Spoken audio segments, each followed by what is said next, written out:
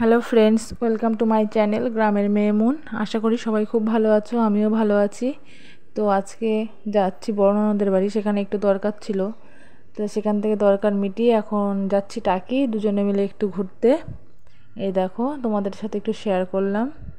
ভিডিওটা ভালো লাগলে প্লিজ লাইক কমেন্ট করে দিও। এই দেখো, দুজনে মিলে একটু ঘুরে বেড়াচ্ছি। নদীর সাইডে বেশ ভালোই লাগছে।